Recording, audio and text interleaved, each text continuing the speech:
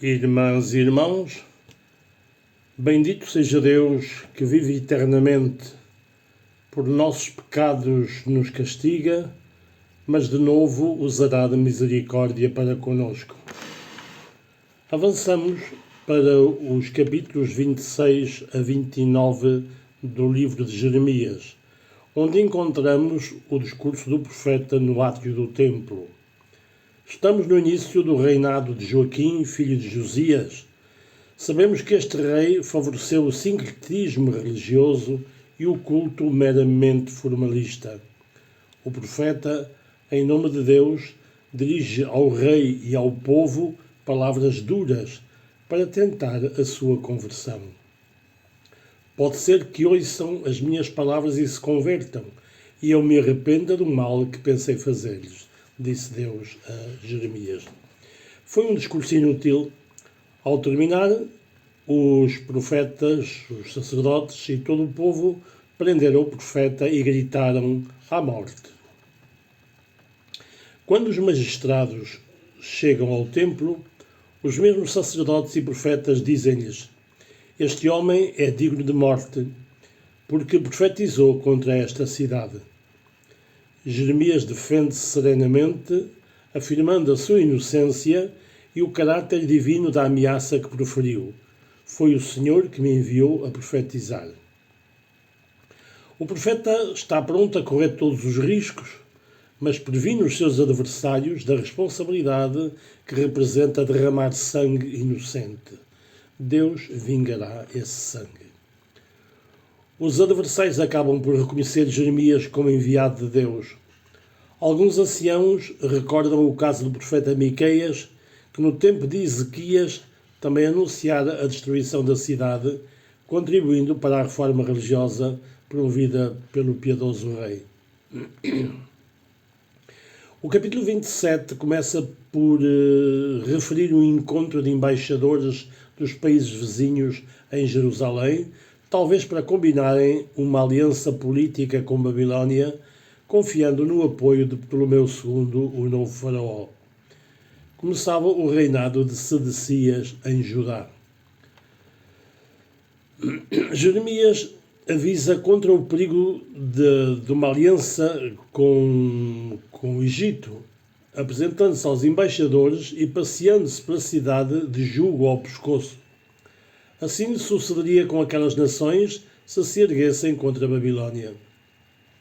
Javé pode delegar o seu poder em Nabucodonosor, seu servo, enquanto seu instrumento para realizar os seus desígnios.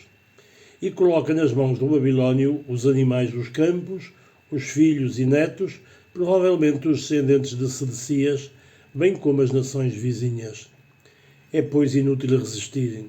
Só agravará o sofrimento anunciado.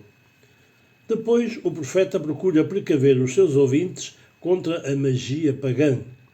A única solução é colaborar com Nabucodonosor. É o que repete Jeremias a Sedecias e a toda a nação. E ironiza contra os profetas que anunciam a devolução das alfaias roubadas no templo pelo rei da Babilónia. O capítulo 28 descreve sobriamente um episódio da luta de Jeremias contra os falsos profetas, representados por um certo Ananias.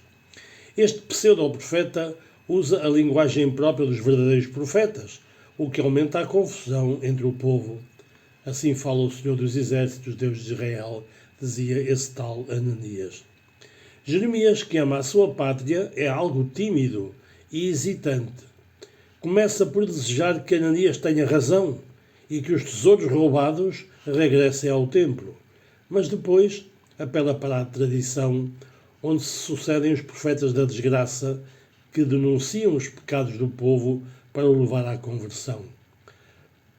Talvez possa vir a fazer uma profecia de paz, mas terá de esperar pela sua realização.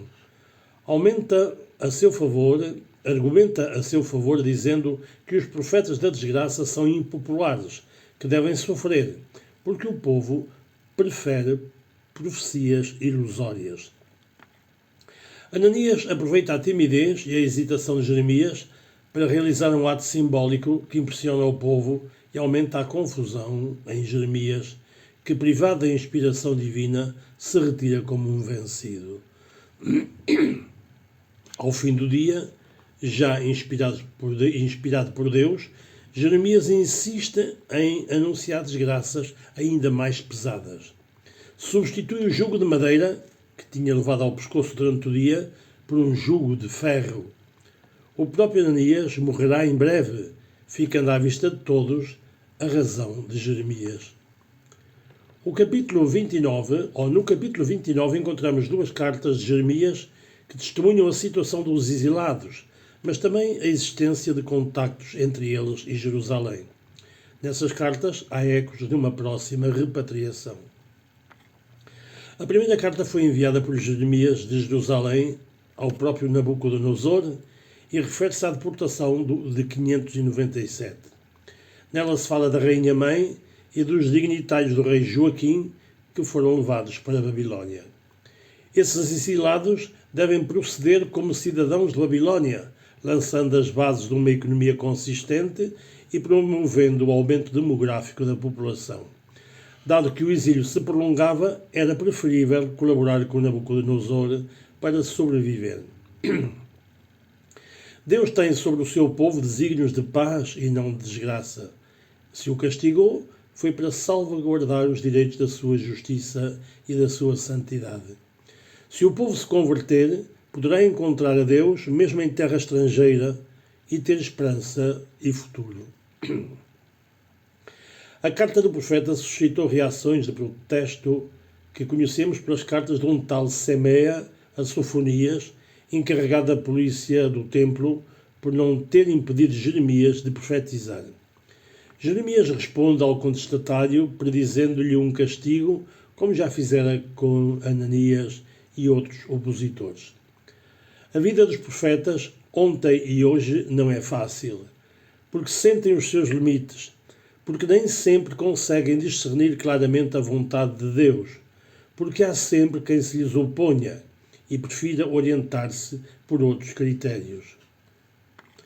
Que o Senhor nos abençoe e nos dê a paz.